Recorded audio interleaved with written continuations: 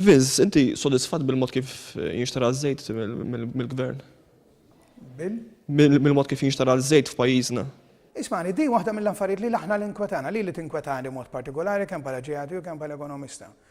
Għaliex il-gvern mhux qed ikun daqshekk trasparenti fejn jidħol ix-xiri taż-żejt u fejn jidħol it-tħaddim tal-Ene Malta. Aħna għandna l-regolatur li huwa il-Malta Resources Authority. Għaliex dar regolatur ma poġġix il-karti fuq il-mejda. Għaliex dar regolatur ma tkellimx magħna mal-korpi kostituiti kollha u jgħidilna għaliex din id-darba pereżempju l-gvern ma għamilx imqar dak li għamel f'Ottubru tas-sena l-oħra meta ġie l-Ministru ġew il-kapijiet tal-Ene Malta ġew quddiem l-MCSD li huwa l-ogħla istituzzjoni tisirx wara l-Parlament l-ogħla istituzzjoni ta' konsultazzjoni huwa l-MCSD. Għax ma ġiex hemmhekk da ppreżenta l-figuri kollha u ngħidulu isma' għandek raġuni jew m'għandekx raġuni jew nsaqsuh il-mistoqsijiet tagħna. Did-darba l-fatt li ma tawx rendikont dettaljat u hawnhekk aħna li xtlabna r-reżenja anke tar-regolatur. Ir-regolatur huwa l-obbligu tiegħu fil-liġi li għalinna li mhux l-obbligu tiegħu, għalhekk aħna għandna problema ma' regolatur, għax aħna kif naraw ir-rwol tar-regolatur u kif ir-regolatur jara r-rwol tiegħu innifsu hemm kuntrast kbir. Aħna nemmnu li dak huwa d-difensur tal-users, huwa d-difensur tal-konsumatur, jekk mhux xejn għandu għalina jidħol u jara affarijiet li aħna ma nistgħux narawhom u jagħti rendikont lilna, mhux rendikont il-gvern. Ġifri qed tgħid li hemm nuqqas ta' trasparenza bil-mod kif jinxtara fejn jidħol ix-xiri taż-żejt, fejn jidħol l-operat tal-Ene Malta, hemm nuqqas ta' trasparenza serja ta' ġifieri, kieku aħna kienet ditta privata u jien shareholder, jien nippretendi li l-bord tad diretturi itun id-dettalji kollha ħankun naf fejn qiegħed. Aħna l-poplu Malti, aħna shareholders tal-Ene Malta, minn għandna nkunu nafu kif qed taħdem l-Ene Malta. Iktar u iktar meta mbagħad hemm ir-referir ir-regolatur li huwa l-Malta Resources Authority, abbadnieh biex jassess liedna u liena ma jtinix rendi kont. Sodisfatt mill-ġustifikazzjoni li qed jagħti l-gvern għal ħadd deċiżjoni li jolli l-konti tad-dawlu l-ilma? Ismani, fil-konsultazzjonijiet kollha li saru mal-gvern dejjem tissemma l-kriżi tal-prezzijiet taż-żejt barra. U hemmhekk ħadd ma jista' argument. Tal-verità hi ż-żejt barra qed jola u aħna rridu nagħmlu tajjeb għalih bħala poplu Malti. Taqta' minn fejn taqta' joħroġ id-demm, ġifieri jekk ma tħallsux inti jkolli nħallsu jien. Mela rridu naraw dejjem kif inhi l-aħjar formola. Mela inti għandek fl-ewwel stadju qed nixtru żejt bil-kapaċitajiet kollha tagħna, jista' jkun li iwa jista' jkun li le, da ma jtlix, ma nistax nagħdel ġudizzju. It-tieni, l-ineffiċenzi li huma ġa reġistrati u li jidhru mill-awdituri fl-Ene Malta. Dawk qed nagħmlu tajjeb għalihom aħna jew qed jitneħħew. L-ineffiċenzi li hemm fil-Water Corporation, ir-rata taħlas tal-elettriku li tħallas il-Water Corporation u kemm minna taddija lilna bħala tariffi tal-ilma, xi tariffi tal-ilma qegħdin ninsuhom.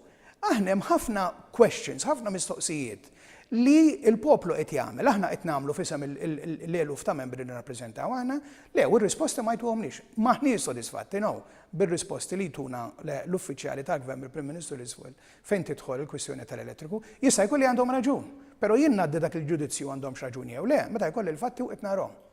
Nitkellmu ftit fuq il-budget, taħseb li l-budget għal din is-sena ħan konsiderazzjoni żidiet fil-konti tad-dawlu l-ilma? Aħna nemmnu li aħna minna pakket ta' proposti ħafna kbar milli pubblika l-budget, milli qed taqsam il-budget. Il-budget jiena nifhem il-Ministru bil-Finanzi li kellu u mingħajr ma joqgħod iżid taxxi ma tantx kellu fejn jimraħ wisq. Għax inti il-problemi mhumiex biss tal-elettriku hemm problemi oħra. Mill-pezza li kellu għata naħseb biżejjed given the picture kif deret meta fassal il-budget f'Ottubru. Konna qed nitkellmu. Illum huma meta given issa kif ħarġu dawk it-tariffi li approva r-regolatur narġa' ngħid mhumiex within il-bracket ta' dawk il-proposti. Mela llum il-gvern irid jagħmel oltre dak li jagħmel fil-budget. Però il-gvern kellu l-workings tat tariffi qabel il-budget għax il-talban tir-regolatur marret qabel il-budget.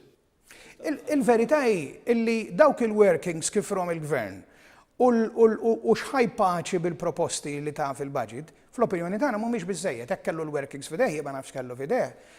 Mhumiex biżżejjed, aħna meta kkalkulajna fuq il-figuri ta' Ottubru għax hekk għalilna, tajna kontroproposti li setgħu kienu biżżejjed, mela l-gvern ma ċċettax il-kontroproposti kollha tagħna.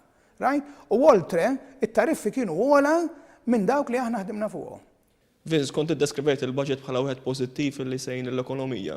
Kont tajtu vot ta' 7 minn 10 illum meta qed nibdu dawn l-affarijiet kollha. Innaqqaslu punt jew żewġ punti minħabba li t-tariffi irrovinawlu ħafna mill-positività li kellu.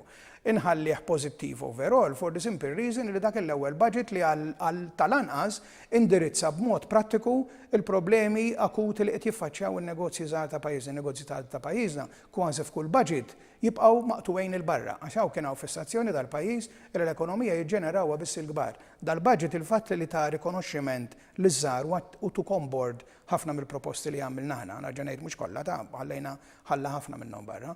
Allura ntih vot pożittiv, però wara li ħarġu tariffi naqqaslu 1.5% minn dak il-vot li tajtu. Semmejt 2.5 million li ħajkun hemm għall-komunità kommerċjali u għall-industrija dillajnuna għal konti tad-dawlu l-ilma.